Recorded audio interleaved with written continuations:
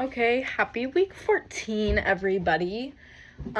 So just jumping into this discussion board. So reflecting on Michelle Alexander's lecture, how did her framing of mass incarceration as a rebirth of a caste-like system affect your understanding of the criminal legal system and its relationship to race?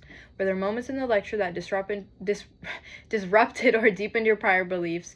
In your response, consider how her ideas connect to what we've learned so far about systemic oppression and what responsibilities, if any, you think social workers have in responding to the issues she raises. So a lot of it really did deepen my thoughts on just incarceration in the jail systems as a whole. I always kind of knew it was used as a tool of oppression, and not as what people like to say, like keeping the community safe or helping reform them, because we all know prisons are not made to help people, they're made to punish people. And they're not really including anything in there to help people. I think in one of the articles we read this week, a lot of people end up committing suicide in prison because they just cannot get the care that they need.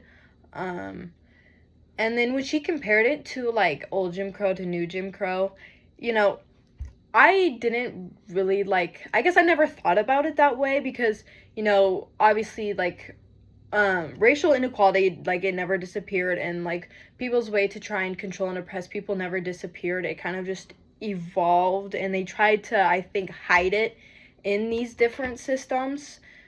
But once people become more aware, they realize what's actually going on, and that these are not the tools that people say that they are, and they're not being used the way people say that they are.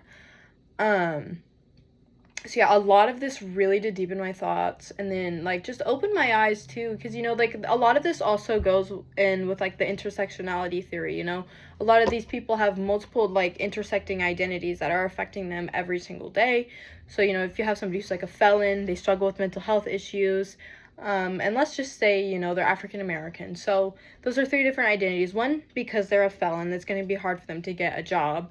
It'll be hard for them to find, actual good housing or any places that will take them.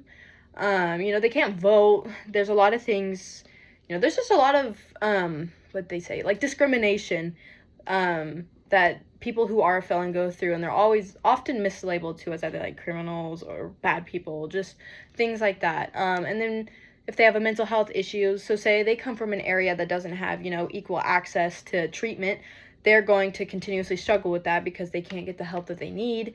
And then because they're Black, they're going to experience things like racism, unwanted police attention. Because she talks about in the video, the Oakland Police Department was just planting drugs on people and just sending them to prison, completely innocent people. Or I think it was in New York, it was somewhere in the 600s of something, but they had frisked that just many people on the street for really no apparent reason. So a lot of this, I'm trying to figure out where I was going with that, but I don't remember. I totally lost it. So what responsibilities? Because social workers, I feel like they do have a responsibility in some of this. So one, we can advocate for less incarceration and for more programs that will actually help them, or, different things like community-based programs, so we can make them do community service instead of sending them to jail for a minor drug crime, because why are we sending them to jail for that? It's such a minor offense. So, just imposing maybe a fine or community service, or just a learning class about drugs and why it's bad for you, just things like that, instead of sending them to jail when they don't need to be. And then recognizing that mass incarceration is a social justice issue. There should be no reason this amount of people are incarcerated. It was really astounding to me to look at the pie chart of just how many people are actually incarcerated in the US prison system. So that was really crazy to me. So advocating for things like that, I don't know, I've been really sick the past few days, so I think I'll end my video here, but thank you all for watching my video, and I'm excited to watch yours.